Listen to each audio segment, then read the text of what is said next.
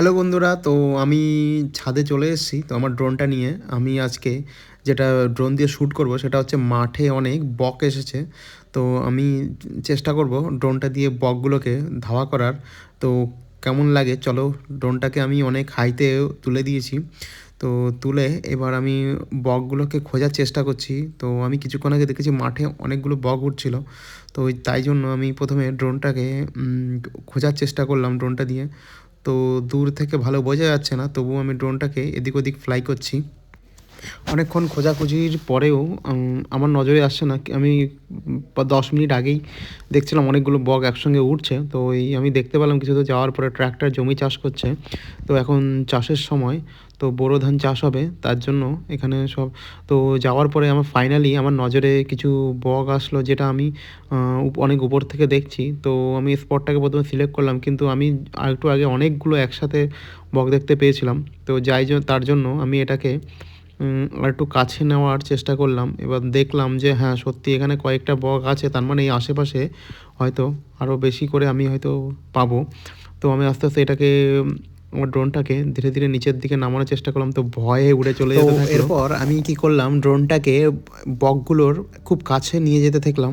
তো দেখতে পাচ্ছ বকগুলোর মাঝখান থেকে আমি ড্রোনটা ফ্লাই করছি, এবং ড্রোনের যে আওয়াজ, সেই আওয়াজে এদিক ওদিক ছোটাছুটি করছে। তো ভিউটা এত সুন্দর, না দেখলে তোমরা কেউ বিশ্বাস করবে না। অ্যাকচুয়ালি যখন পাখিগুলো উড়তে থাকে তখন ওদের দৃশ্যটা, তো এইভাবে আমি আরেকটু দূরে আরও কয়েকটা বককে দেখতে পেলাম বসে আছে। তো ড্রোনটাকে আমি আরেকটু সামনের দিকে নিয়ে গেলাম। তো কি দারুণভাবে উড়ে চলেছে, এবং এই ভিউটা তোমরা এইভাবে আগে হয়তো কখনো দেখোনি আশা করি। তো তোমাদের দেখানোর জন্য আমি কষ্ট করে ড্রোনটাকে জলের মধ্যে রিস্ক নিয়ে সাবধানে উড়াচ্ছি।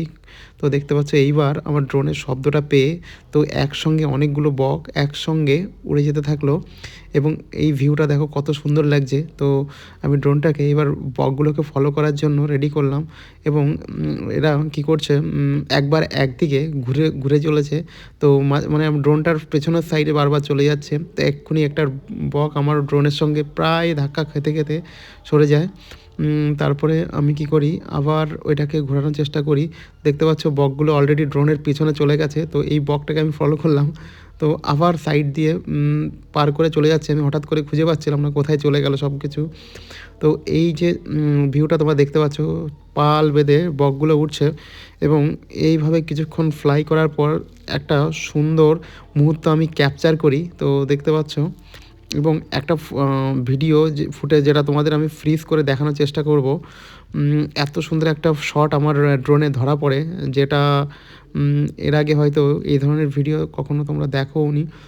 তো তোমাদের দেখার জন্য আমি ভিডিওটাকে দেখো, কত সুন্দরভাবে বকগুলো এক এক করে পালে পালে পাল ধরে ধরে এগিয়ে চলেছে। তো এইবার সেই মুহূর্তটা আসলো হঠাৎ করে, দেখো সূর্যর মাঝখান থেকে সেই ফ্রিজ ফ্রেমটা দেখতে পাচ্ছ, আমার দেখে তো খুব ভালো লাগে।